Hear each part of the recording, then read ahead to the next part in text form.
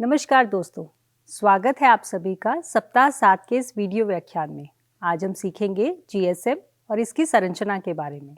तो चलिए शुरू करते हैं। जीएसएम या global system for mobile communication एक दूसरी पीढ़ी की मोबाइल नेटवर्क प्रणाली है। इसका मुख्य उद्देश्य डिजिटल कॉलिंग, एसएमएस और डेटा ट्रांसमिशन को प्रभावी बनाना था। यह पहली पीढ़ी यानी 1G की एनालॉग प्रणाली की तुलना में बेहतर है। आप स्क्रीन पर जीएसएम नेटवर्क आर्किटेक्चर देख सकते हैं। अब हम इसकी विभिन्न इकाइयों को विस्तार से समझते हैं। सबसे पहले है मोबाइल स्टेशन यानी एमएस। यह एक यूजर डिवाइस है जो नेटवर्क के साथ संचार करता है। इसमें दो भाग होते हैं, मोबाइल उपकरण और सिम कार्ड।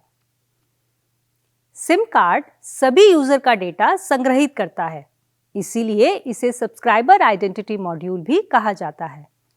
इसमें वह जानकारी होती है जो जीएसएम नेटवर्क की पहचान और संचार के लिए जरूरी है। उदाहरण के लिए, जैसे आपके फोन में अगर बीएसएनएल का सिम कार्ड डाला है तो आप बीएसएनएल के नेटवर्क से जुड़ते हैं और आप बीएसएनएल के यूजर हैं।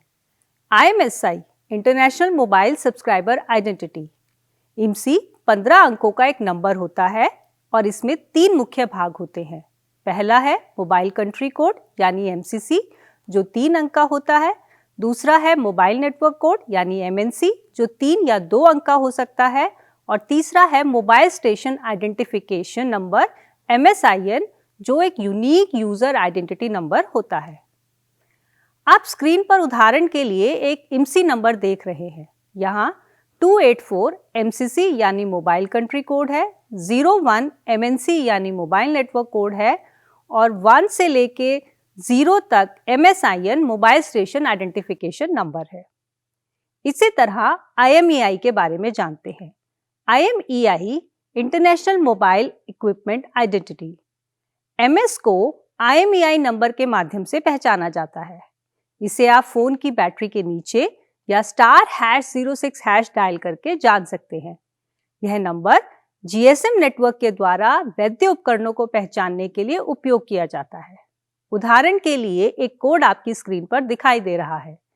इस कोड के पहले 6 नंबर हैं टाइप एलोकेशन कोड, अगले 2 नंबर हैं फाइनल असेंबली कोड, उसके बाद अगले 6 नंबर हैं मॉडल का सीरियल सीक्वेंस यानी SNR। यह डिवाइस के लिए एक यूनिक नंबर होता है। उसके बाद एक नंबर है चेक डिजिट और यह नंबर दर्शाता है कि जीएसएम किस चरण का मोबाइल है। यह नेटवर्क के द्वारा फोन की पहचान में मदद करता है। और सॉफ्टवेयर वर्जन नंबर जो आखिर के 2 नंबर है वह दर्शाते हैं और यह नंबर फोन पर स्थापित सॉफ्टवेयर के संशोधन की पहचान करता है। अब बात करते हैं बेस ट्रांससीवर स्टेशन यानी BTS की। BTS वह इकाई है जो रेडियो सिग्नल्स को मोबाइल उपकरणों तक पहुंचाता है और उनसे डेटा प्राप्त करता है। BTS में मुख्यतः रेडियो सिग्नल्स के ट्रांसमिशन और रिसीविंग के लिए उपकरण, एंटीना और सिग्नल प्रोसेसिंग यूनिट होते हैं। BTS एक ट्रांससीवर है जो मोबाइल स्टेशन से एयर इंटरफेस के माध्यम से जानकारी प्राप्त करता है और इसे BSC की ओर भेजता है। जीएसएम नेटवर्क की अगली इकाई है BSC यानी base station controller. BSC BTS को नियंत्रित करती है और रेडियो संसाधनों का प्रबंधन करती है। यह जीएसएम नेटवर्क के सुचारू संचालन के लिए आवश्यक विभिन्न कार्यों को संभालती है। इसके मुख्य कार्य हैं रेडियो चैनलों का आवंटन संभालना, मोबाइल फोन से मापन या मेजरमेंट रिपोर्ट्स प्राप्त करना, BTS से BTS में हैंडओवर नियंत्रित करना और मोबाइल स्विचिंग सेंटर में कनेक्शन स्थापित करना। BSC से आने वाले निर्देशों के आधार पर ही BTS मोबाइल फोन के साथ रेडियो संचार संचालित करता है। BTS और BSC का समन्वय जीएसएम नेटवर्क में निर्बाध सेवा प्रदान करने के लिए आवश्यक है। आइए अब बात करते हैं मोबाइल स्विचिंग सेंटर यानी MSC की। MSC जीएसएम नेटवर्क की स्विचिंग इकाई है।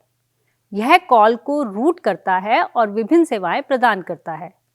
इसके मुख्य कार्य हैं कॉल सेटअप और स्विचिंग, बिलिंग डेटा संग्रह, हैंडओवर प्रबंधन अब हम बात करते हैं गेटवे एमएससी यानी जीएमएससी की, और इसका कार्य है PSTN यानी पब्लिक स्विच टेलीफोन नेटवर्क और ISDN यानी इंटीग्रेटेड स्विच डिजिटल नेटवर्क जैसी बाहरी नेटवर्क के बीच गेटवे का कार्य करना। सभी मोबाइल से मोबाइल फोन कॉल और PSTN से मोबाइल फोन कॉल इस MSC के माध्यम से ही किए जाते हैं।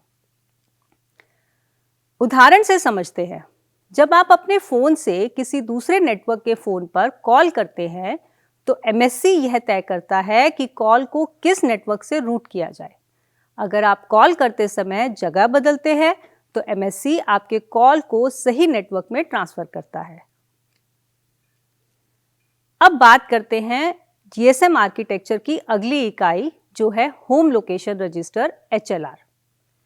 HLR GSM प्रणाली का प्रमुख डेटाबेस है क्योंकि यह सभी यूजर संबंधित जानकारी को संग्रहित करता है, जैसे MSISDN यानी मोबाइल सब्सक्राइबर ISDN नंबर जो मोबाइल यूजर का फोन नंबर होता है, सब्सक्राइब की गई सेवाएं जैसे कॉल फॉरवर्डिंग, रोमिंग प्रतिबंध, GPRS सेवाएं इत्यादि, इंटरनेशनल मोबाइल सब्सक्राइबर आइडेंटिटी यानी IMSI नंबर, और गतिशील जानकारी जैसे मोबाइल का वर्तमान स्थान क्षेत्र यानी लोकेशन एरिया, मोबाइल उपभोक्ता रोमिंग नंबर यानी MSRN और वर्तमान विजिटर लोकेशन रजिस्टर और MSC।